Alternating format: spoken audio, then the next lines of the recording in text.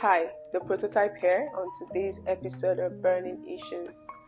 So in one of the schools I work with, a case was reported of a teen boy who was bullying his peers, his juniors, and was also being very disrespectful to the authorities. So during counseling with the boy and subsequently his parents, I had some observations. One of that was the things I heard about the boy and the person I was interacting with were not correlating. Something was not right. Secondly, when I had a group session with him and his parents, they had a lot of complaints about him and they were still condemning him in my presence, right? But then he had this attitude towards them like, this is the monster you made. So I know this by experience. And I dug deeper and I found out that at home he was verbally abused, he was physically abused, they cursed, they used derogatory words, they had messed up with his self-esteem, right? He felt very worthless based on the treatment he was getting at home. And like they said, so he was being poorly behaved and stuff. But with or without provocation is not justifiable for you to verbally or physically abuse your kids. So this is where I'm headed, right?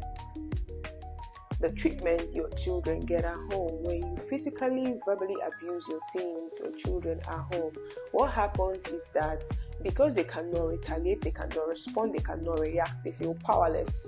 When they go out there, they get to unleash all that pent-up trauma and anger on whoever they consider inferior, whoever they feel they can do all those things to and get away with it without consequences, whoever that is unfortunate.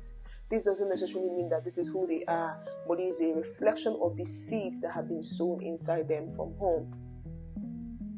Their mind is being programmed that the consequence of poor behavior or bad behavior is dehumanization. So they think that this is how authority, power, dominance is established. They go out there and they are just angry. They're looking for how to. They are rolling over based on the things that have been deposited inside of them. This is not right, right? So most times when you see bullies, you trace it from home. There is a lack of empathy at home, a lack of compassion, a lack of patience, tolerance, forgiveness, which impacts on the behavior of that teen terribly.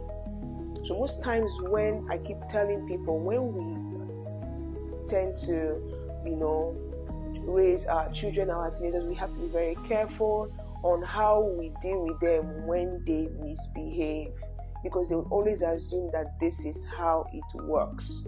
They are in a phase of their lives where they are learning how to tolerate other people, where they're learning how to relate with other people, where they're learning what is an acceptable behavior in the society. So if you beat them because of the slightest error, they go out there and they assume that they can treat other people the same way.